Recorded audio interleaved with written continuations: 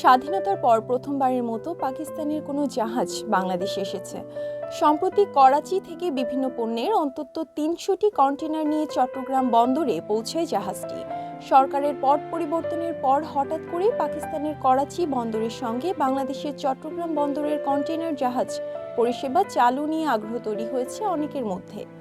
পাকিস্তানের বাংলাদেশস্থ high commissioner Syed Ahmed মারুফ একে দ্বিপাক্ষিক বাণিজ্যের এক বিশাল অগ্রগতি হিসেবে উল্লেখ করেছেন।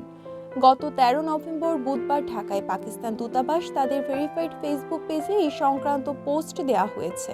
পোস্টে সৈয়দ আহমেদ মারুফের বক্তব্য তুলে বলা হয়েছে, সরাসরি জাহাজ পরিষেবা পাকিস্তান ও বাংলাদেশের মধ্যে দ্বিপাক্ষিক বাণিজ্য ও ব্যবসায়িক সম্পর্ক বাড়ানোর একটি বড় পদক্ষেপ।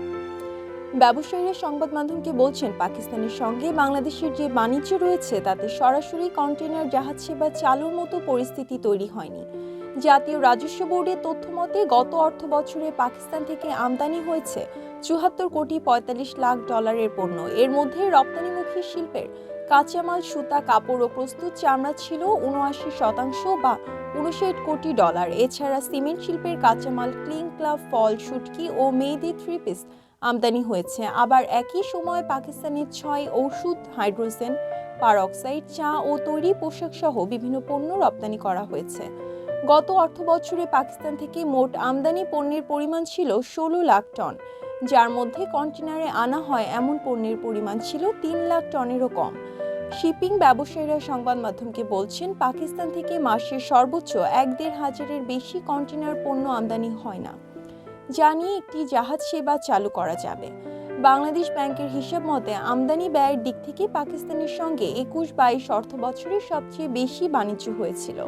সে সময় পাকিস্তান থেকে পণ্য আমদানি ব্যয় ছিল ৮০ কোটি ডলার। ব্যবসায়ীরা সংবাদ মাধ্যমকে বলেন, ৫ আগস্ট রাজনৈতিক পট পরিবর্তনের পর পাকিস্তানের সঙ্গে পণ্য আমদানিতে কড়াকড়ি শিথিল করা হয়েছে।